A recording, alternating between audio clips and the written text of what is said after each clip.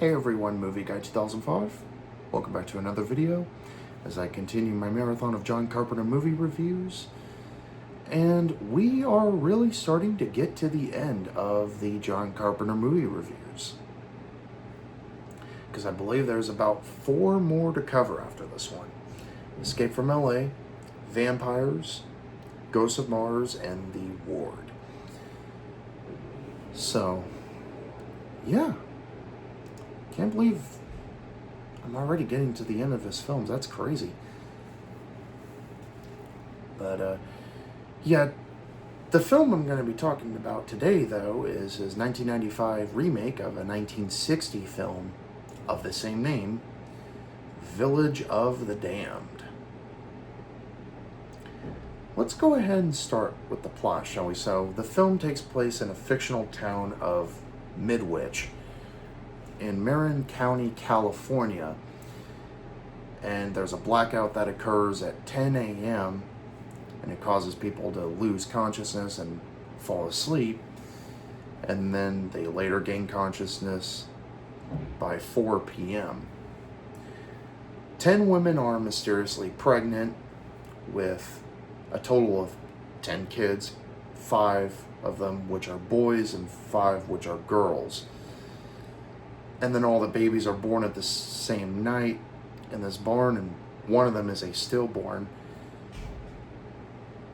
due to, like, the umbilical cord asphyxia. I don't know if I said that right. Feel free to correct me on that. Later on, these kids are revealed that they don't really have much of a conscience or individual personalities. So basically, they don't really have, like, personalities that a regular human would. And they have, like, these psychic powers that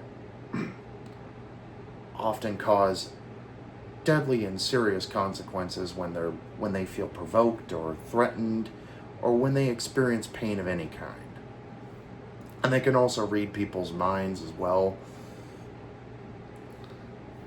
So, yeah, these children develop a bad reputation in the town, and they become a danger to the town as well because of the fact that they are responsible for the deaths of numerous people. And they basically attempt to take over the town, and they have to be stopped before it's too late. And there are attempts made to stop them too. At one point in the movie, there's like an angry mob that tries to stop them, but doesn't work. So, yeah, that's basically the plot of the film.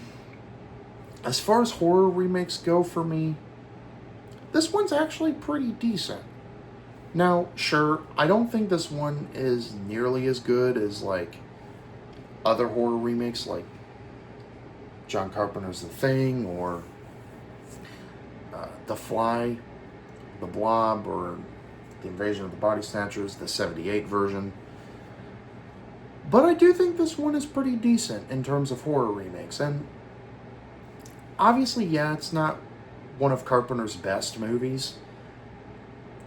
Like, it doesn't, I don't think it really is on par with, like, of course, like I mentioned earlier, John Carpenter's The Thing, Halloween, Big Trouble in Little China, They Live, Escape from New York, Assault on Precinct 13, many others. But I do think this one is a decent effort from him, in my honest, humble opinion. And it was really cool to see actors like Christopher Reeve, of course, known for playing Superman in the first 4 Superman films, or the 4 original Superman movies. And I believe, if I remember correctly, this was the last film, at least theatrically, that he was in before he sadly had an accident that caused him to be paralyzed.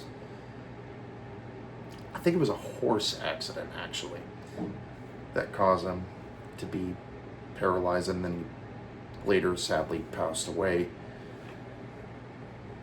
And Mark Hamill, of course, known for playing Luke Skywalker in the Star Wars movies, also the voice of the Joker, and the voice of Skips in regular show.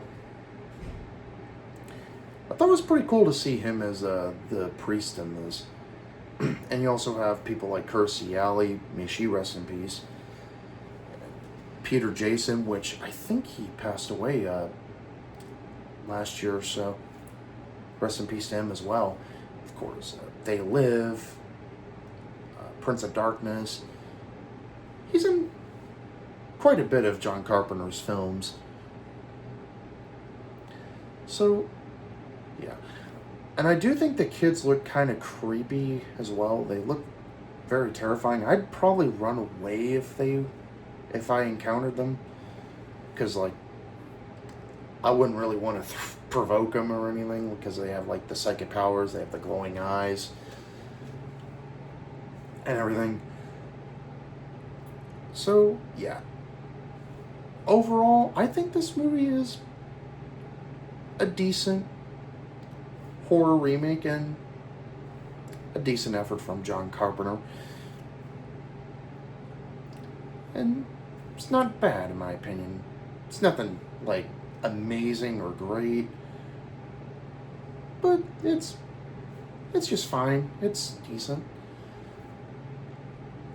So, yeah, that concludes my review for Village of the Damned. Thank you guys for watching. Take care, and we'll see you in the next video. Peace.